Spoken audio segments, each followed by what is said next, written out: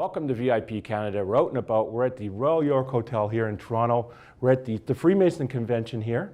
Grand Master from the Grand Lodge of the AF and AM of Canada in the province of Ontario, John C. Green. Thank you so much for your time there, John.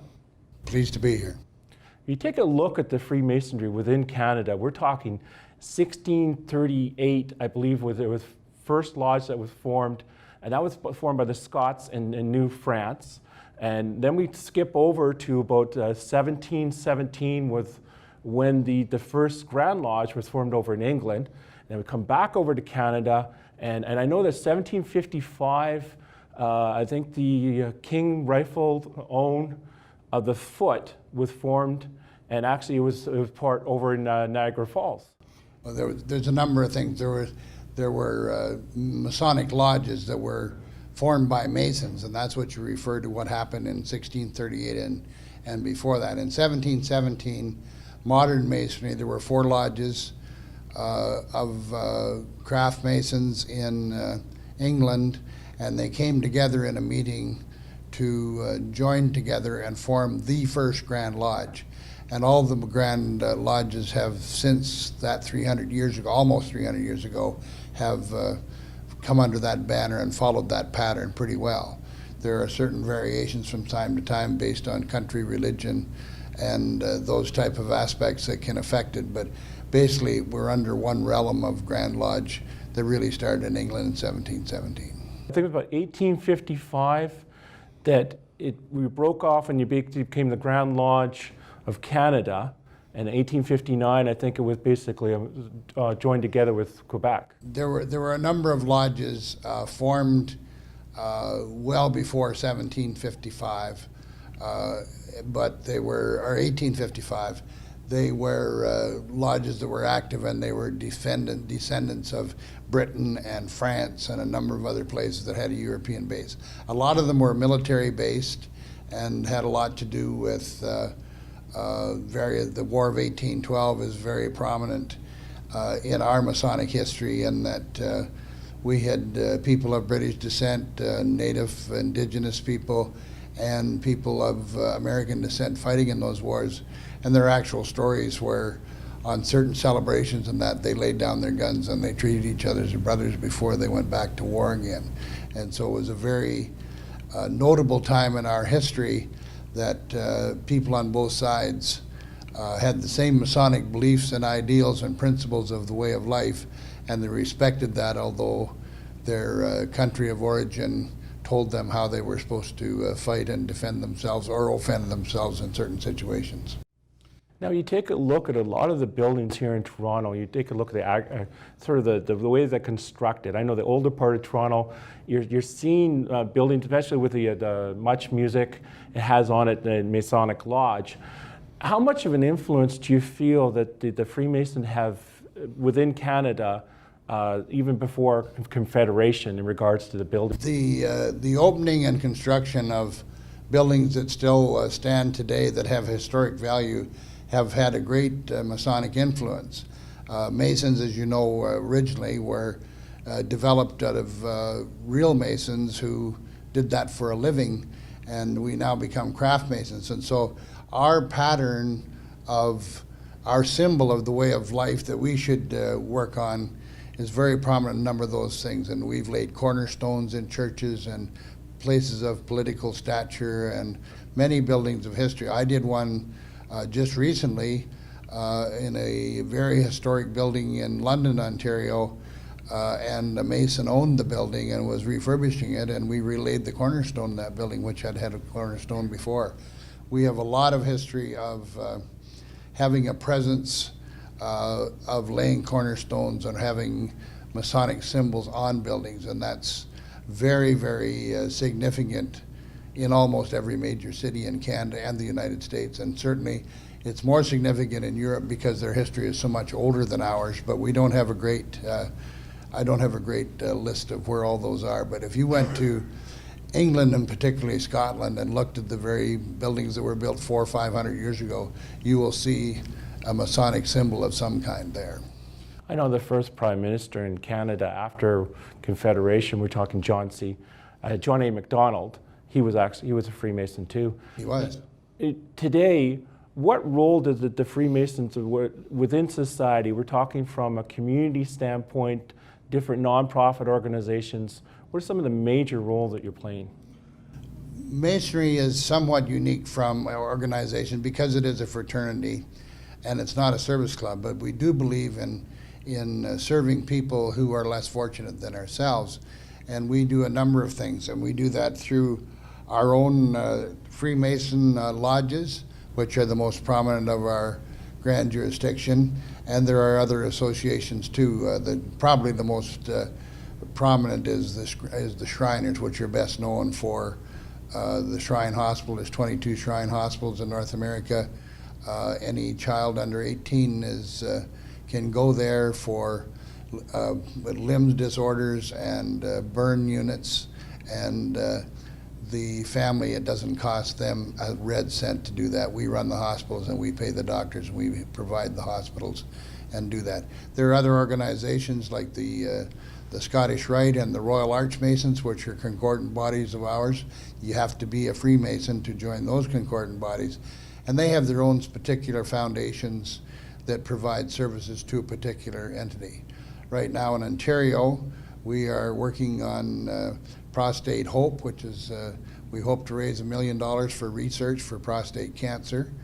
And it's a very interesting, it's the 50th anniversary of our foundation was a year ago, and we're coming up to the 300th anniversary of Masonry that you alluded to.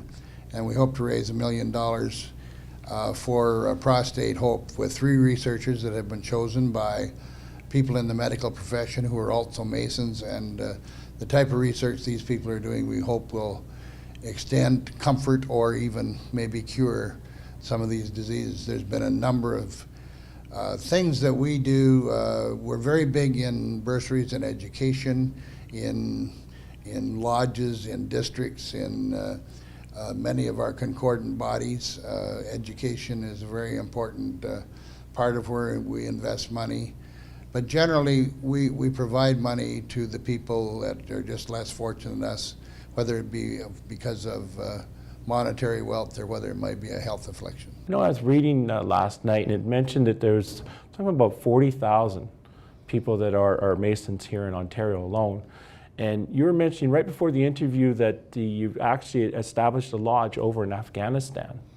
When we had a number of people in Canada and the United States and anywhere in the world that were deployed to Afghanistan, and some of them were Masons and some of them were looking for something, because some of the downtime you have when you are in those foreign countries and have some experiences, there's a need for camaraderie and friendship and one thing and another. And so our Grand Lodge got some people who were interested, and they formed a lodge over there that actually met under very rigorous circumstances.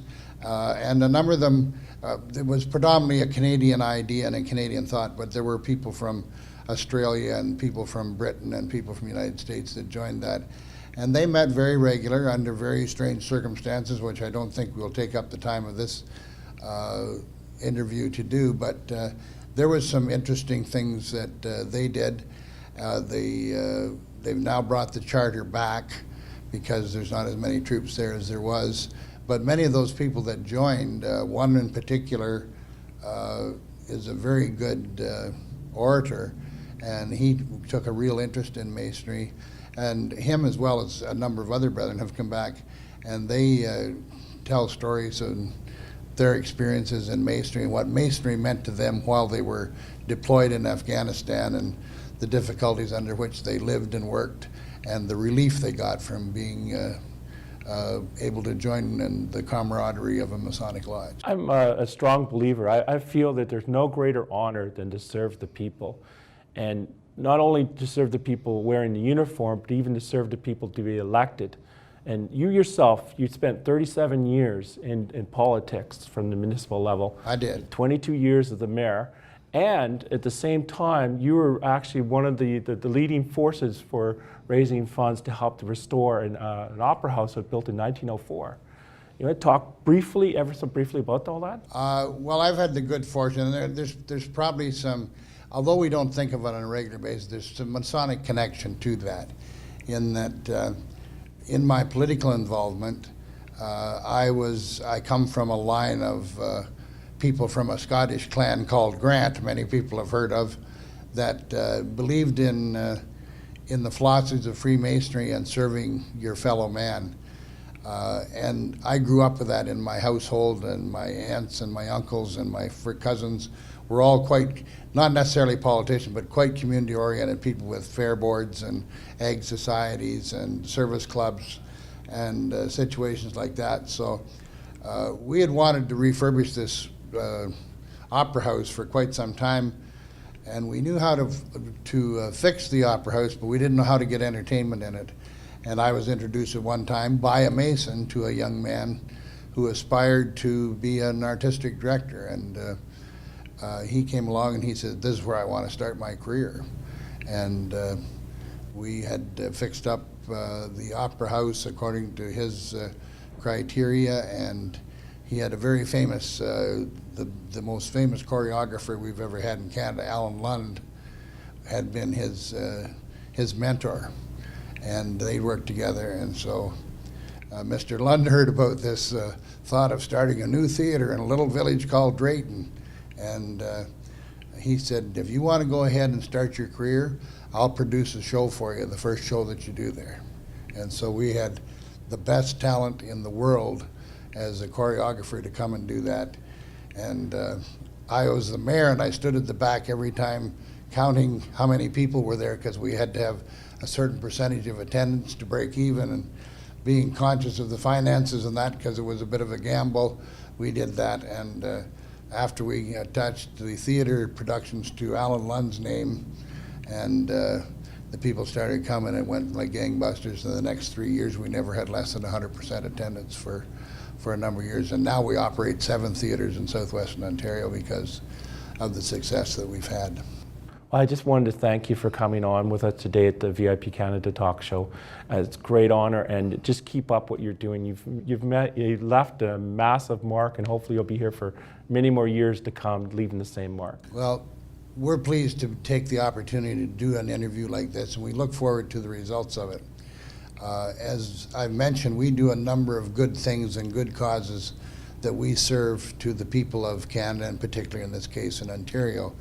But we also have a philosophy that we don't go around bragging about it and putting it in the newspaper of all the wonderful things. We quietly go about our business and do these things, and we make contributions and serve people less fortunate, and but we don't talk about it or brag about it. And that's one of our philosophies that we have to choose from time to time, whether we tell the public what we do or not. So having this type of exposure is beneficial to our organization as well.